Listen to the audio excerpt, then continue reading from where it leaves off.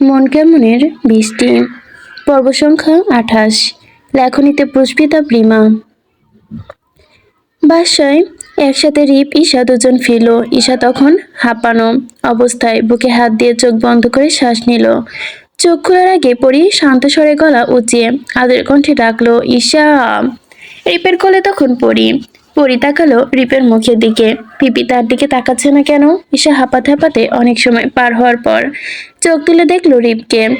রিপের চোখ আগে থেকে তার দিকে নিবদ্ধ। পরি ঠোঁট টানলো, আবার ডাকলো, পিপি। ঈশা ধীরে ধীরে তার অশ্রুসিক্ত নয়নে তাকালো মেয়ের দিকে। আজ কি তার সুখ দুঃখের দিন একসাথে? তার চোখ কি ঠিক দেখছে? কাপা কাপা পায়ে ঈশা পরির দিকে এগোয়, তার হাত বাড়িয়ে ছুঁয়ে যায় পরির গাল। ছোঁয়ার আগে সে ডুকরে ওঠে, এক আকাশ ভালোবাসা, আদর, স্নেহ, মমতা মিশিয়ে। আম্মা। পরি কেন যেন চুপ করে তাকিয়ে রইল ঈশার দিকে। গড় গড় করে কেঁদে দিল ঈশা। বোধহয় ছেলেটিও। তা কি করে হয়? ছেলেরা কি কাঁদে? সাথে সাথে পরীকে নামিয়ে দেয় কোল থেকে, দাঁড়ায় না আর, চলে যায়। যা তার চাওয়ার পানে তাকিয়ে অশ্রু বাড়াইয়ে থাকা আচমকা পরি টান দেয় ঈশার ওড়না ধরে, গালের এক পাশে আঙ্গুল দিয়ে চেপে ধরে, কান্নায় চিকন গলায় বলে, পাপ্পি, পাপ্পি। ঈশা বসে হাঁটু গেড়ে পাশে নিজের কাঁধে ঝুলানো ব্যাগটা রাখে। ঈশা কিছু বলতে হয় না। পরি এসে জাপটে ধরে ঈশাকে, গলা জড়িয়ে ধরে এমন ভাবে যেন কতকাল দেখেনি। পিপির প্রতি অত মায়া, অত টান, কি দেখাতে আছে? ঈশা মেয়েকে নিজের সাথে চেপে ধরে কাঁদলো, বলল, তোর বাবার মতো তুইও ভালোবাসবি, তারপর ছেড়ে দূরে চলে যাবি। সেই জন্য আমাকে যেতে হবে, আমিও যাব। এবার শাস্তি আমি দিব। পরি কিছু বোঝে না। ঈশার ঘাড়ে মাথা রেখে সিক্ত কণ্ঠেও ডাকে, আম্মা। ঈশা মুখ তুলে আবার পরীকে দেখে। ছোট্টখাটো গোলুমুলো দুটো গাল আঁকড়ে ধরে আদর দেয় পরি তার পুরো গাল, মুখ, হাত দেখিয়ে দেখিয়ে বলে, পিপি দুঃখ, এত এত দুঃখ। ঈশার কান্নার মাঝেও হাসিয়ে ছোট ছোট আঙ্গুলগুলোতে আদর দেয় পরি, দেখিয়ে দেয় তার কপালে, তার নাকে, তার ঠোঁটে। ঈশা মেয়েকে আবদার ফেলে না।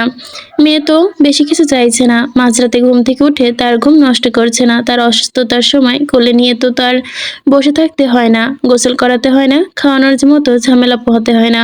শুধু একটু আদর করে দিতে হয়, স্নেহ, ভালোবাসা, মমতার স্পর্শ এঁকে দিতে হয়। মাটাও তো তার কষ্ট বোঝে, মায়ের কাছে থেকে বেশি কিছু চায় না। সে বোধহয় বোঝে তার মা বড়ই অভাগী। পরি আঙ্গুল পিছনে দেখিয়ে কতগুলো যে বলল তার ভাষায় কথা, তা বুঝলো না ঈশা। বলল, কি বলছো মা? কিছুই তো বুঝি না। কোথায় ছিলে তুমি এতদিন? পরি নাক কামড়ে ধরল ঈশার, হেসে বলল, আম্মা। ঈশাও হাসলো, বলে, মা ব্যথা পাচ্ছি। ছাড়ো। ঈশা পরির মুখ ধরলো, আঙ্গুল দিয়ে আঁকিবুকি করলো, ঈশার চুলে হাত দিয়ে চুলগুলো টেনে গালের দিকে চাইলো। ঈশা পরির হাতে শক্ত মুঠো থেকে চুল ছাড়াতে চাইলো, বলল, চুল কেউ গালে দেয়? এইসব বাজে অভ্যাস কবে হয়েছে তোমার মা? পরি তার কাজে ব্যস্ত। ঈশা চুলে এবার দু হাতের মুঠো করে নিয়ে শক্ত করে ধরলো। ঈশা ছাড়িয়ে নিতে চাইও পারল না, নড়তেই পারছে না। পরি ধমকে দিল, পিপি, ভোপ। ঈশা হতাশায় বসে পড়ে, বলে, যা ইচ্ছা করো, দেখি কেমন খেতে পারো, রাক্ষসী মেয়ে একটা, সবগুলো গালে দেয়। পরি তার চুল টেনে গালে দিতে গিয়েও থেমে গেল, ডাকে, পাপ্পা। স্বাভাবিক কণ্ঠ নয় পরীর, কান্নামাখা ঝিরঝিরে কণ্ঠ, ঠোঁট টেনে সাথে কেঁদে দিল পরি। রিক এগিয়ে এলো না, শুধু চেয়ে রইল মাটার দিকে। কে বলবে এতগুলো দিন এই মাটাকে ছাড়া সে খেয়েছে, পড়েছে, ঘুমিয়েছে। রিক তার জায়গায় দাঁড়িয়ে রইল শুধু। কেন জানি এগোনো সাহস হলো না। বুকের ভেতর বহুদিন পর একটু শান্তি এলো, স্বস্তি এলো। তার মা ফিরেছে, আবার তার ছোট্ট কুড়িরে। আজ থেকে খানবাড়িতে আবারও হেসে খেলে উঠবে। পরি ছুটে বেড়াবে রিকের দিকে, কোলে নেওয়ার জন্য হাত বাড়িয়ে দৌড়ে যায় পরি। রিক নিচু হয়ে কোলে তুলে নেয় পরিকে। পরি যেন চেপে গেল, তার মুখ তুলো না। রিক চোখ বন্ধ করে অনুভব করলো তার মায়ের আদরের স্পর্শ। এই স্পর্শগুলো কত মায়া জড়ানো, কত ভালোবাসায় জড়ানো। রিক আজ বুক ফুলিয়ে বলতে পারবে সে পেরেছে, বাবা হয়ে উঠেছে, বাবার জায়গা নিতে। সে সন্তানহীন বাবা নয়, তার একটা মেয়ে আছে, তার একটা পিচ্চি মা আছে, আর সেই মা তাকে ভালোবাসে। সত্যিই তো, কেউ যদি খুব কাছ থেকে দেখতো তাহলে বুঝতে পারতো ছোট্ট মেয়েটি ঠোঁটের সাথে হাসছে তার চোখ দুটো, আর সেই সুন্দর আখি চুগল বেয়ে গড়িয়ে পড়ছে জল। যেই জল বাবাকে এতদিন দু চোখে না দেখার, হাতে না ছোঁয়ার, বাবাকে আদর করতে না পারার, বাবার বুকে না ঘুমানোর, বাবার কোলে না চড়ার, বাবার হাতে না খাওয়ার। প্রায় কত মিনিট পার হয়ে গেল কে জানে। বাবা মেয়ে চুপ করে রইল অনেকক্ষণ, তারপর শুনশান নীরবতা। এ শুধু চোখ মেলে চেয়ে রইল বাবা মেয়ের পানে। এই বর্দা না থাকলে আজকে পরিও থাকতো না। এই বর্দার কারণে আজ পরি বেঁচে আছে। আজ পরির মনটাই তাই বর্দা। ওপরওয়ালা বোধ হয় বর্দার জন্য পাঠিয়েছিল পরীকে। যে এত ভালোবাসে পরীকে, সেই পরী কি করে তাকে ভালো না বেসে পারে। পরিও বোধহয় জানে এই বাবাটাই তার পৃথিবী। কিভাবে জড়িয়ে ধরে আছে, কিভাবে লেপ্টে আছে, কিভাবে ভালোবেসে আদর দিচ্ছে, কিভাবে ভালোবেসে আবদার করছে চকলেটস। কত আবদার অনুনয়ন মিশিয়ে পকেটে হাত ঢুকিয়ে দিয়েছে। রিক্ত হেসে দিল বোধহয়, কাঁদলো নীরবে। রিক বলল, পকেটে চকলেটস তো প্রত্যেকটা দিন ভর্তি করে রাখি মা, কখন মা আসবে পকেটে হাত ঢুকিয়ে দেবে। চকলেটস না পেলে তো মা কাঁদবে, তাই না? পরি দুহাত ভর্তি করে চকলেট তুলে নেয়, মাথা হেলিয়ে দুলে বলে, পাপ্পা চকো, লিলি। মোনাকে দেখে পুরো ড্রয়িং রুম ফাটিয়ে চিৎকার দিয়ে উঠল পরি। মোনা তখন ব্যস্ত, রিপের কথা মতো পরির খিদে পেয়েছে। মোনার চোখে জল টলমল করছে, কিন্তু তারপরও সে চোখ তুলে পরির দিকে তাকালো না। ছোট ছোট করে ভাত মেখে পরির মুখের কাছে দিয়ে বলল, কতদিন না খেয়ে থেকেছে মা, খিদে পেয়েছে খুব। পরি চুপচাপ গালে নিল। মোনা নিচের দিকে তাকিয়ে তাকে ভাত মেখে দিল পরির দিকে। পরির রাগ লাগলো, কষ্ট লাগলো। রিকের ঘাড়ে এমন ভাবে মুখ চেপে ধরলো, আর তুললো না। কেউ উঠাতেও পারলো না। শক্ত হয়ে চেপে ধরলো। মোনা আদরে কণ্ঠে ডাকলো, মা, মা খাবে না? আরো দুটো খাও, কতদিন খাওয়াইনি তোমাকে, কার হাতে খেয়েছো এতদিন? পুরো একটা রাত বন্দি ছিল পরি ওই রুমটাতে। খিদে তো লাগবেই, বেলা 12টা হলেও তো কেউ তাকে খাইয়ে দেয়নি।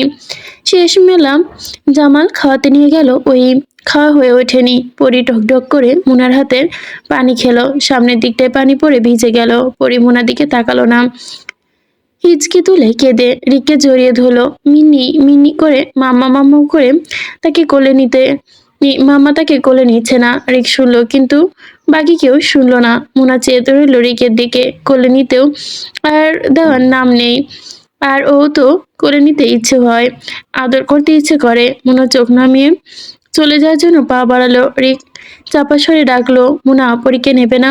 মোনা শেষ করতে পারল না রিককে। পরি ছুটে এলো। পরি ঘাড় ঘুরিয়ে তাকালো মোনার দিকে। মোনা বুঝতে পারলো মেয়ের অভিমান। পরি ঝাপটে ধরলো তাকে, গালে নরম গালগুলো ঘষে ঘষে ডাকলো, মাম্মা। মোনা কান্না হাসি একত্রে ভাসলো, গাল বেয়ে গড়িয়ে গেল অশ্রু। কতদিন ছুঁইনি মেয়েটিকে, কতদিন বুকে নিয়ে নি, ঘুমায়নি, কতদিন ঘুম পাড়ায়নি, কতদিন আদর করেনি ঘুমন্ত মুখটাতে। ছোট্ট ছোট হাত পাগুলোতে মায়েরও কতদিন খাওয়া হয়নি, শুকিয়ে গেছে তার মাটা, ভালো করে খাওয়া হয়নি এই কতদিন। জহির মিয়া আর তালহা বেগম কোলেও ঝাঁপ দিল পরি। অনেকদিন পর প্রাণ খুলে হাসলো পুরো বাড়িটাও, ও তার সাথে হাসলো, সাথে আবারও খেললো পরি। হলুদ রঙের ফ্রক গায়ে দিল, মাথায় দুপাশে ঝুঁটি বাঁধা। পুরো বাড়ি খালি পায়ে দৌড়ালো, লুকোচুরি খেললো রিকের সাথে, দৌড় খেললো। সবাই হাসি খুশি দেখা গেল, সবার আগের মতোই রয়ে গেল। কিন্তু সিঁড়ি রেলিং ধরে নিচে দাঁড়ানো ছেলেটি দেখলো পরি চুপ হয়ে গেল। রি কেন পাল্টে গেল, কেন এত চুপচাপ হয়ে গেল, কেন এমন গোমরামুখী হয়ে গেল, কেন তার সাথে হাসছে না, কেন তার সাথে কথা বলছে না, কেন খেলছে না, কেন পরি মামা বলে ঘন ঘন ডেকে উঠছে না। রিপ অদ্ভুতভাবে দেখলো পরীকে। আজকে সে আগাগোড়া পর্যবেক্ষণ করলো পরীকে। এই ছোট্ট মেয়েটিকে তো সে মা ডেকেছে, সত্যি মা, ছোট মা। কত শত আদর ভাসে মাটার মুখে, কত শত বায়না এই মাটাকে দিয়ে। মাটার দিকে থেকে মুখ ফেরাতে নিয়েও আদৌ কি সম্ভব? দূরে দাঁড়িয়ে রিপের এই অসহায় দিকে তাকিয়ে থাকা মেয়েটিকে রিপের আজ বড্ড অসহায় লাগছে। সত্যিই তো সে অসহায়, নিজের সন্তানকে মা ডাকে না, রাতে তার ঘুম হয় না, সে খাওয়ায় না, ঘুম পাড়াতে পারে না, কিন্তু তারপরও রিপের আবারও মেয়েটিকে বড্ড পাষাণ মনে হলো। জিজ্ঞেস করতে ইচ্ছে হলো, তোর ধৈর্য শক্তি কতটুকু রে? তুই এতটা পাষাণ হৃদয়হীন কি করে হতে পারিস, যাকে 10 মাস 10 দিন গর্ভে লালন পালন করে পৃথিবীর আলো দেখিয়েছিস? তার মুখে মা ডাকটি শুনতে ইচ্ছে করে না তোর? ভালোবেসে বুকে জড়িয়ে ধরে রাখতে ইচ্ছে করে না? তার সাথে সারাক্ষণ সময় কাটাতে ইচ্ছে করে না? অমন একটা মেয়ের দিক থেকে মুখ ফিরে নিতে পারে? তুই পারিস, কারণ তুই পাষাণ। একটা ছোট্ট বাচ্চার প্রতি যেহেতু তোর মায়া জন্মায় না, সেখানে আমি কোথাকার ছাই। তোর জায়গায় আমি থাকলে দুনিয়া পাল্টে হয়ে গেল। আমার মাটাকে কখনোই ছাড়তাম না। আমি আমি না খেয়ে তাকে খাওয়াতাম, বুকের মধ্যখানে রেখে দিতাম, ঘুম পাড়াতাম, আমার পৃথিবীটা সাজাতাম পরিণামটা দিয়ে। কিন্তু তুই সবখানেই ব্যর্থ, সবখানে তোর অসহায়ত্ব। আমার কষ্ট হয় রে, তোর কষ্ট আমার সহ্য হয় না। আমার বুক জ্বলে পুড়ে যায়। আমি তো সব মেনে নিয়েছিলাম, তোকে হারিয়ে ফেলেছি, কিন্তু তুই কেন ভালো নেই রে ইস্যু। তোর কষ্টগুলো দেখতে আমার ভালোই লাগছে না, দুমড়ে মুচড়ে দিচ্ছে আমার ভেতরটা, ইচ্ছেগুলো মরে যাচ্ছে। আমার আর ভালো থাকতে ইচ্ছে করে না। আমি তো তোর মাঝেই ভালো থাকা খুঁজেছি, সেই তুই নিজে ভালো থাকতে পারলি না, আমাকেও মারলি, সাথে নিজেও মরলি। নিজেও ভালো থাকলি না আর আমাকেও ভালো থাকতে দিলি না রে ইস্যু। কেন তাকাত করে মারলি আমায়? আর কত মারবি? তুই একটু ভালো থাক না এবার, একটু ভালো থাক, আমাকে একটুখানি ভালো রাখ, আমাকে যে ভালো থাকতে ইচ্ছে করে। আলিয়া প্রায় চেঁচিয়ে কেঁদে দিল এবার। কতদিন পর তার গাল বেয়ে গড়িয়ে পড়ল জল। রায়না আর মিনু কেউ থামাতে পারল না। কেউ ফিরছে না তার দিকে, না নিজের ছেলে আদি, না নাতনি পরি। আজি চৌধুরী কি একবার তার দুর্বলতা নিয়ে খেলছে?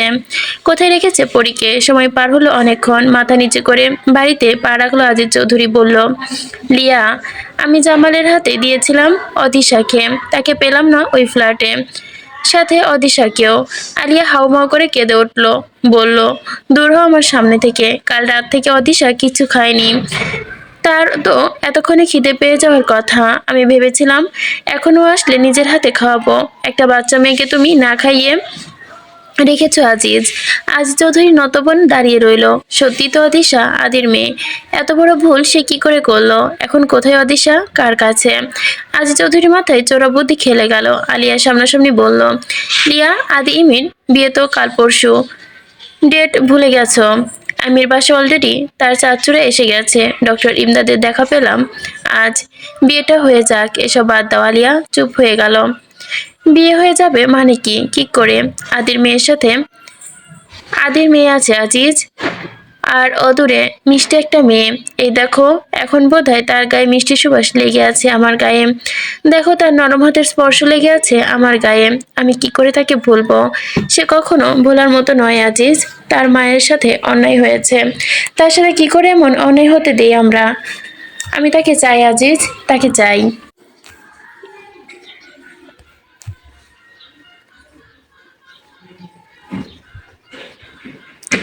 কিন্তু তুমি আইমের কথা ভাবছো না কেন লিয়া?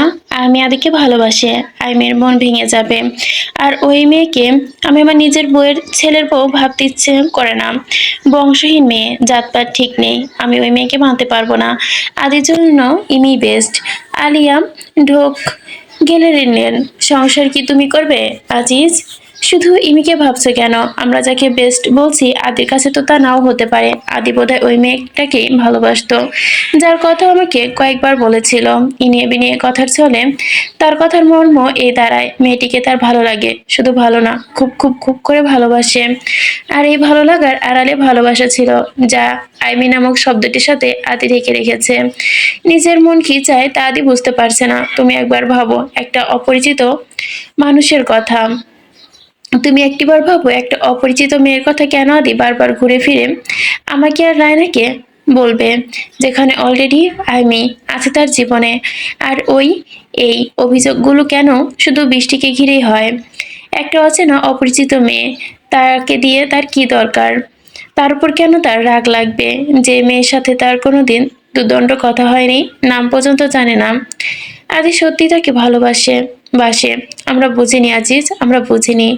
আজিজ চৌধুরী বিরক্ত হয়। তুমি আবার কেন বৃষ্টির কথা বলছো লিয়া? বন্ধ করো এসব, সব দোষ তোমার ছেলের। কেন বন্ধ করব? তুমি জানো সেই বৃষ্টি মেয়েটাকে? মেয়েটার নাম বৃষ্টি নয়, মেয়েটা হলো ঈশা। ঈশা আফরোজা, চিনতে পারছো? আজিজ চৌধুরী হতভম্ব হলো। মানে? মানে কি? কি করে ঈশা? আলিয়া ব্যঙ্গ করে বলল, এখনো যদি না বুঝো আর কবে বুঝবে আজিজ, আর কবে? মানে? মানে কি করে ঈশা ওই মেয়েটা হতে পারে? আলিয়া ব্যঙ্গ করে হাসে, বলে, আমি মা হই ছেলের। আমি ছেলের মনের কথা পুরোপুরি বুঝতে না পারলে অনেকটাই বুঝি। তুমি কি ভাবছো যার কথা ছেলে আমাকে রূপকথার গল্পের মতো শোনায়, ছেলের মুখের বর্ণনা শুনে সেই বৃষ্টি সুন্দরী নারীকে তো আমার দেখতে ইচ্ছে হবে, তাই না? আমি লোক দেখেছিলাম আদির পিছু। কোথায় যায়, কি করে, মেয়েটির বাড়ি কোথায়। পরে জানতে পারলাম মেয়েটি কলেজের স্টুডেন্ট, পিতৃহীন মাতৃহীন। আমার রাগ লেগেছিল আদির ওপর। এমন একটা মেয়ের জন্য সে বৃষ্টিতে ভিজে দাঁড়িয়ে থাকে, নিজেকে কোথায় নিয়ে দাঁড় করিয়েছে।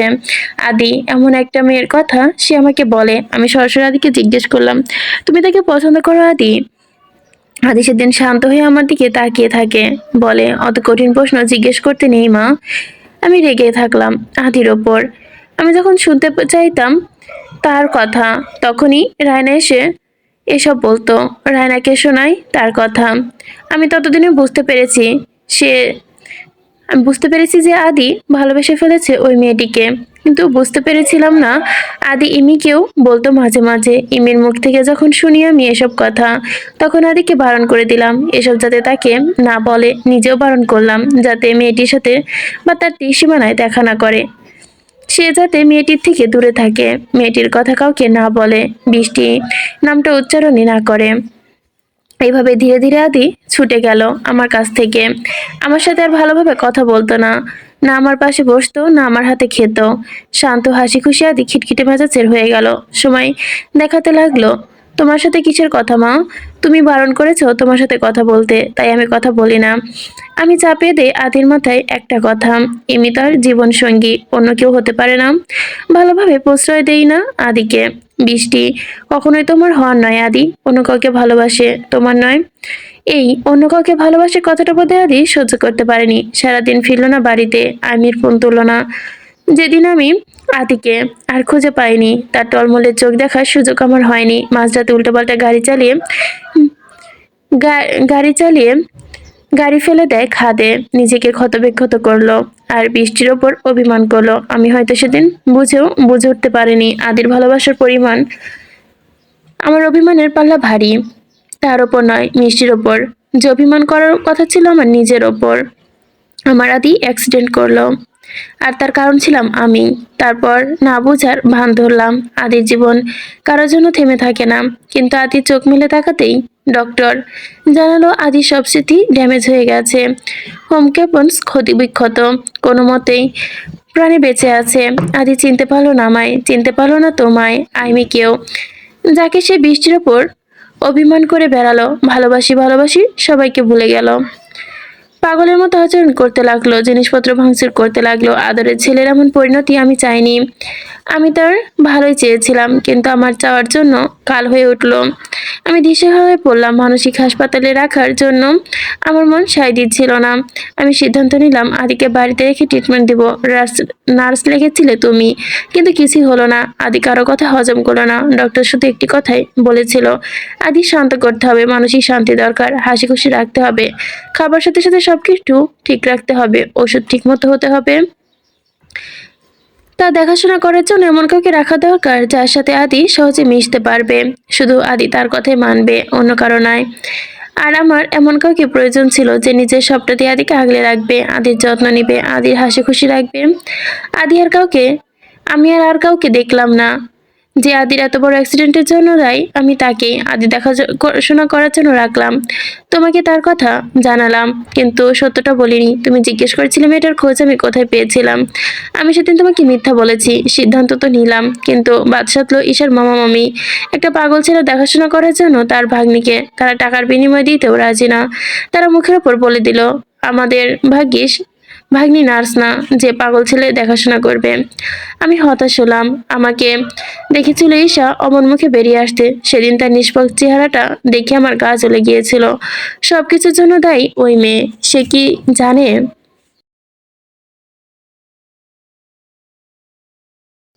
বেশ কয়েকদিন পর আদি আরো অসুস্থ হয়ে পড়ল।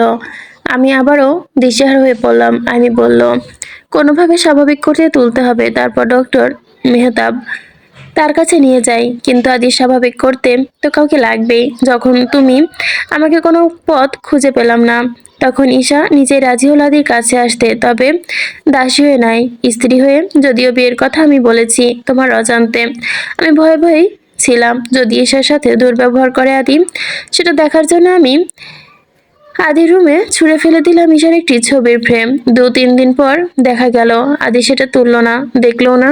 আমি আরো চিন্তিত হয়ে পড়লাম। প্রায় তার 2 দিন পর আদি রুমে ঢুকি। দেখলাম তখন আদি সেই ছবিটা সুন্দর করে সাজিয়ে রেখেছে তার ওয়ারড্রপের ওপর। আমি তাও নিশ্চিন্ত হওয়ার জন্য আইমের ছবি ছুঁড়ে দেই রুমে। দেখি আদি সেটি তুলে নিল ঠিকই, কিন্তু রাখলো ঈশার ছবির নিচে। তখন আমি নিশ্চিত হয়ে গেলাম ঈশাই পারবে আদিকে সুস্থ করতে। আদি ঈশার সাথে দুর্ব্যবহার করে না, করবেও না। ঠিক তাই হলো। আদি সহজ হয়ে গেল ঈশার সাথে। এবার ঈশা তার সামনে বৃষ্টি রূপে না, এলো মিষ্টি রূপে। আদির আচরণ দেখে মনে হলো কত যুগ যুগ ধরে চেনে যেন আদি ঈশাকে। আমি খুশি হলাম ঈশার প্রতি, মেনে নিলাম তাকে। মনে মনে ছেলের বইয়ের আসনে বসালাম, কিন্তু দেখালাম না। যতটুকু মায়া জন্মেছিল তার প্রতি, সেটাও উধাও হয়ে গেল আইমিকে দেখে।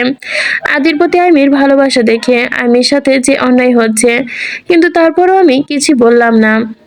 আমার কাছে আদি সুস্থ হওয়াটাই একমাত্র লক্ষ্য ছিল। কিন্তু যা দেখলাম সবকিছু মিথ্যা। মিথ্যা দলিল বানিয়ে ঈশাকে আদি জীবন থেকে সরানোর ব্যবস্থা, যার শাস্তি আমি পাচ্ছি আজ। ঈশার সাথে অন্যায় হয়েছে, খুব অন্যায় হয়েছে। আমরা অন্ধ হয়ে গিয়েছি আজিজ। পরির জন্য আমাকে আজ চোখ খুলতে হয়েছে। কিন্তু এখনো আমরা ভেবে যাচ্ছি বিয়েটা আইমির সাথেই হোক। এই বাচ্চা মেয়েটার সাথেও অন্যায় করছি, অদিশার সাথে, আইমির সাথেও। এবং মেয়েটা কি জানে আদির একটা ফুটফুটে বাচ্চা মেয়ে আছে? আজি চৌধুরী মাথায় হাত রেখে বসে পড়েন। ঈশা মেয়েটা তার মানে আগেও ছিল আদির জীবনে, আর এই মেয়েটি আদির অ্যাক্সিডেন্টের কারণ। কিন্তু এখন আদি কোথায়? আদি কি চাইছে? আর এখনই কি সব ঠিক হওয়ার জন্য কোনো উপায় আছে? বিয়ের দিন তো ঘনিয়ে এলো। বহু প্রতীক্ষার পর আদির নম্বরে ফোন এলো আলিয়ার ফোনে। নম্বরের জন্য কান্নার জন্য কথা বলতে পারলো না আলিয়া।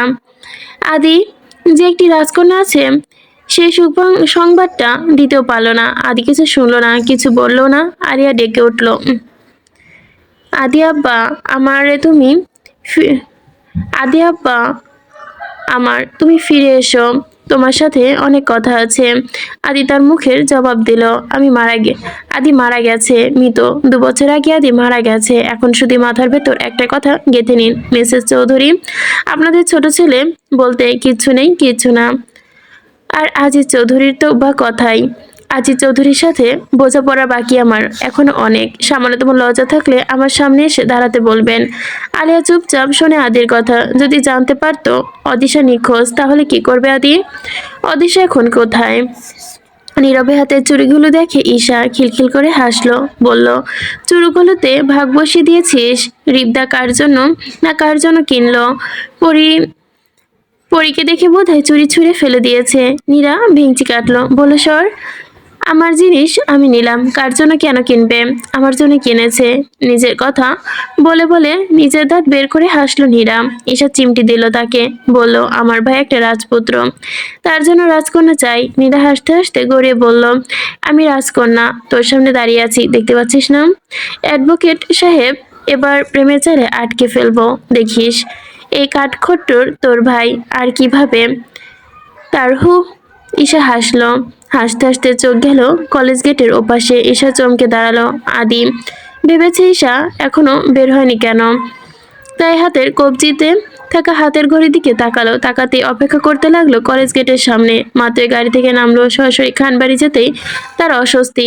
অনেক কথা জমে আছে মেয়েটির সাথে। ঈশা তরাক দেখে নীরা অবাক হলো, বলে, এভাবে দৌড়াচ্ছিস কেন ইস্যু? ঈশা লম্বা লম্বা পা ফেলে এগোতে এগোতে বলল, রিক্সা খোঁজ। নীরা এদিক ওদিক তাকালো, বলল, তুই দাঁড়া না, ঈশা থামলো না, নীরাকে বলল, তুই দাঁড়িয়ে থাক, রিক্সায় চলে যাস, আমি যাই। ঈশা দাঁড়ালো না, জোরে হাঁটলো, দৌড়ালো, পিছু তাকিয়ে তাকিয়ে দৌড়ালো। আদি এখন এদিক ওদিক তাকাচ্ছে।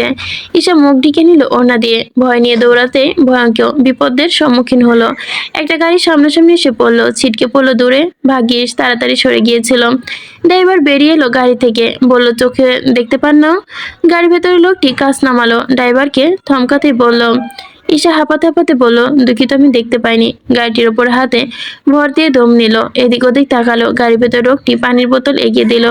ঈশা লোকটির দিকে না তাকিয়ে পানি ঢকঢক করে খেয়ে নিল। থ্যাংক ইউ বলার জন্য তাকাতেই চক্ষু তার ছানা পড়া, চোখ দুটো আপনা আপনি বড় হয়ে গেল, মুখ ফ্যাকাশে হয়ে গেল, আপনি আপনি বেরিয়ে এলো, স্যার আপনি?